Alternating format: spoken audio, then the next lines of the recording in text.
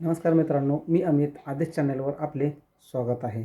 मी आज आपणाला आपल्या चॅनलमधील व्ह्यूज म्हणजेच व्हिडिओचे व्ह्यूज आणि सबस्क्रायबर कसे वाढवायचे यावर फोकस कसा करायचा याविषयी माहिती सांगणार आहे। मित्रांनो, बऱ्याच वेळेस आपण ज्यावेळेस व्हिडिओ अपलोड करतो त्यावेळेस आपल्या व्हिडिओचे व्ह्यूज हे खूप कमी मिळतात, म्हणजेच 30, 35, 40 अगदी 60-70 पर्यंत व्ह्यूज जातात। पण यापुढे आपला चॅनल ग्रो होत नाही, चॅनलचे व्ह्यूज पुढे सरकत नाहीत। तर हेच व्ह्यूज कसे सरकवायचे याविषयी मी आपल्याला काही टिप्स सांगणार आहेत। त्या जर आपण नक्की ऐकल्या तर आपल्या चॅनलचे व्ह्यूज आणि सबस्क्रायबर नक्कीच वाढायला मदत करेल। तर मित्रांनो, काय गोष्टी असतात की ज्यामुळे आपले व्ह्यूज वाढायला मदत होते आणि सबस्क्रायबर वाढायला मदत करते। तर मित्रांनो, सगळ्यात महत्त्वाच्या अशा टिप्स ज्या आहेत ज्या आपण अत्यंत पाळणे गरजेचे आहे। सगळ्यात महत्त्वाचे म्हणजे आपल्या चॅनलचे टायटल काय आहे किंवा कशा पद्धतीचे आहे यावर सुद्धा खूप मोठा विषय ठरत असतो। टायटल वाचूनच लोक व्हिडिओवर क्लिक करत असतात आणि थंबनेल बघूनच लोक त्यावर क्लिक करत असतात।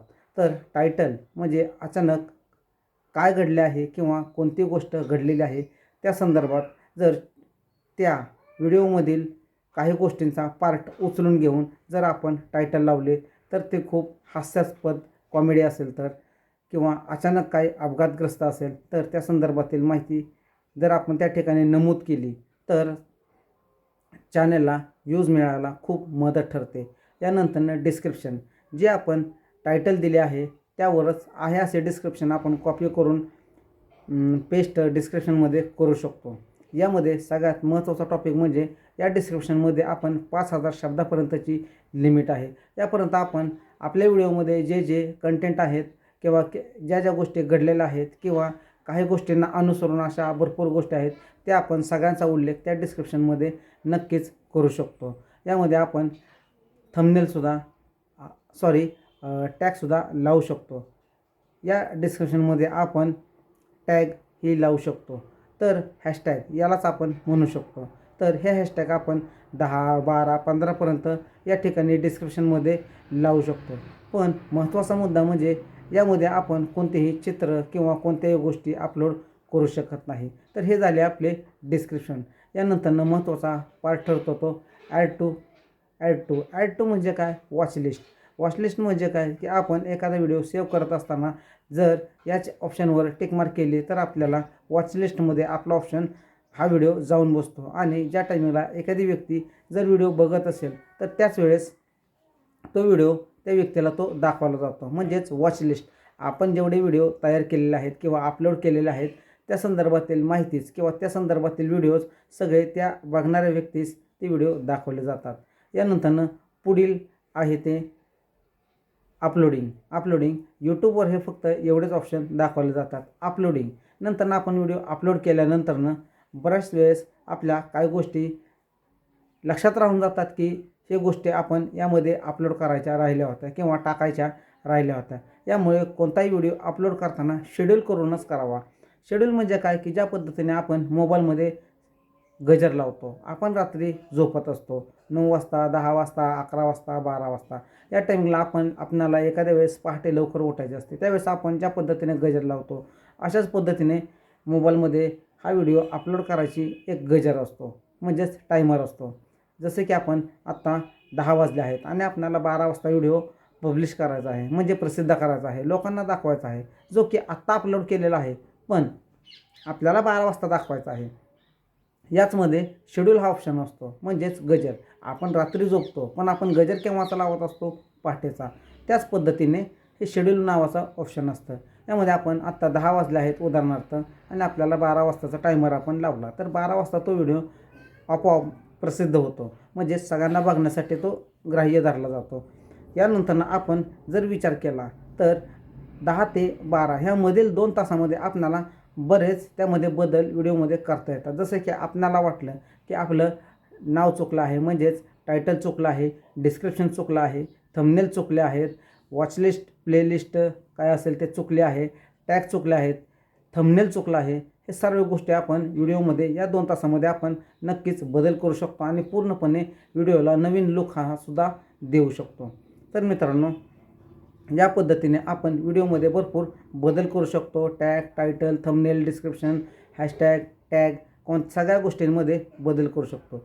हे झाले आपण यूट्यूबचे फीचर्स. आता यूट्यूबवर व्हिडिओ अपलोड केल्यानंतर ट्रेडिंगमध्ये का जात नाही, त्या सगळ्यात महत्त्वाच्या गोष्टी म्हणजे आपल्याला अजून एक ॲप्लिकेशनची गरज लागते, ते YT स्टुडिओ. हे आपल्याला प्ले स्टोअरवर YT स्टुडिओ टाकल्यानंतर भेटून जाईल.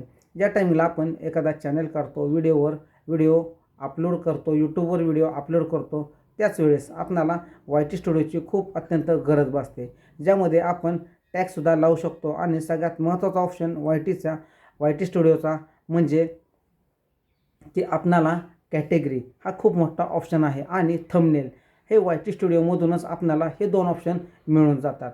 फक्त YT स्टुडिओचा हा 2च ऑप्शन नसून आपल्याला किती लोकांनी आपले व्ह्यूवर्स आहेत, किती आपले लोक बघत आहेत व्हिडिओ, हे सुद्धा आपल्याला कळून येते. पण सगळ्यात महत्त्वाचा 2 ऑप्शन म्हणजे आपल्याला थंबनेल आणि कॅटेगरी, हे यामधून खूप महत्त्वाचे ठरते. जसे की थंबनेल, चित्र बघून लोक व्हिडिओला क्लिक करतात. भलेही त्या व्हिडिओमध्ये काहीही नसले तरी चालेल, पण चित्र बघून लोक क्लिक करतात. तर हेच महत्त्वाचे आहे की थंबनेल, यालाच थंबनेल म्हणतात. आपण यूट्यूब ओपन केल्यानंतर बऱ्याच टायमिंगला भरपूर व्हिडिओजमध्ये चित्र सुरुवातीला बघून आपण क्लिक करत असतो, की आतमध्ये काय आहे हे आपल्याला माहीत नाही, पण आपण चित्र बघून नक्की क्लिक करतो, की हेच अट्रॅक्शन आहे की चित्र बघून लोक क्लिक करतात. याच चित्राला आपण थंबनेल म्हणतो. हे थंबनेल तितकेच गरजेचे आहे, जे की आपण बनवल्यानंतर या ऑप्शनमधून आपण त्यामध्ये अपलोड करू शकतो आणि ते आपल्या व्हिडिओला ते दिसून जाते. यानंतर आहे कॅटेगरी. जसं की आपला व्हिडिओ कॉमेडीशी रिलेटेड असेल तर आपण यामध्ये कॅटेगरी कॉमेडी करू शकतो. जे लोक कॉमेडी बघतात अशाच लोकांना यूट्यूब कंपनी हा व्हिडिओ सजेस्ट करते, म्हणजेच दाखवला जातो. बाकीच्या लोकांना दाखवला जात नाही. जे लोक व्हेकल संदर्भातील व्हिडिओ सर्च करतात अशा लोकांना हा व्हिडिओ दाखवला जात नाही, कारण की ते व्हेकल संदर्भातील व्हिडिओ सर्च करत असतात, त्यांना कॉमेडी दाखवलं जात नाही. तुम्ही जी कॅटेगरी त्यामध्ये सिलेक्ट करताल अशीच कॅटेगरी त्या व्हिडिओशी रिलेटेड लोकांना ते यूट्यूब कंपनी ही दाखवत असते. जसं की उदाहरणार्थ मी व्हेकल कंपनीशी रिलेटेड एखादा व्हिडिओ बघत आहे, तर त्याच्या खाली व्हेकल कंपनीचा दुसरा व्हिडिओ ॲटोमॅटिक मला दाखवला जातो किंवा दिसतो. हे कारण आहे की मी वरती व्हेकल कंपनीचं बघितलं आहे. तर यूट्यूब कंपनीला हे समजून जातं की ह्या माणसाला व्हेकल कंपनीशी रिलेटेड काही माहिती बघायची आहे, म्हणून खाली मला व्हेकल कंपनीचे 4-5 व्हिडिओ दाखवले जातात. तर हेच कारण आहे की आपण जे सर्च करतो तेच आपल्याला दाखवलं जातं. जसे की आपण सायन्स अँड टेक्नॉलॉजीशी रिलेटेड एखादा व्हिडिओ अपलोड केला, तर तोच व्हिडिओ आपल्याला कॅटेगरीमध्ये सिलेक्ट केला पाहिजे, कॅटेगरी त्या व्हिडिओची, आणि तो व्हिडिओ अपलोड केला पाहिजे आणि सेव्ह केला पाहिजे.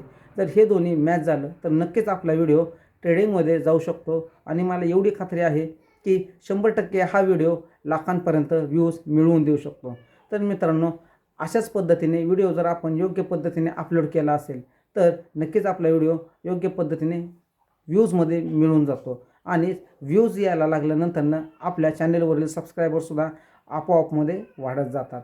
तर मित्रांनो, ही परिपूर्ण माहिती आपल्याला अजून मिळत जाईल पुढच्या व्हिडिओमध्ये. तर मित्रांनो, आत्ता फक्त शॉर्ट फॉर्ममध्ये आपल्याला काही गोष्टी मी सांगण्याचा प्रयत्न केला आहे. जर आपल्याला व्हिडिओ समजला नसेल तर व्हिडिओ पुन्हा एकदा बघा आणि आपल्या चॅनलवर शेवटपर्यंत थांबला याबद्दल मी आपले भरपूर आभारी आहे. चला तर मित्रांनो, आणि हा व्हिडिओ तुम्हाला नक्कीच आवडला असेल तर आपल्या आदेश चॅनलला लाईक करा, शेअर करा आणि सबस्क्राईब करा. चला तर मित्रांनो, भेटूयात पुढच्या व्हिडिओमध्ये. धन्यवाद.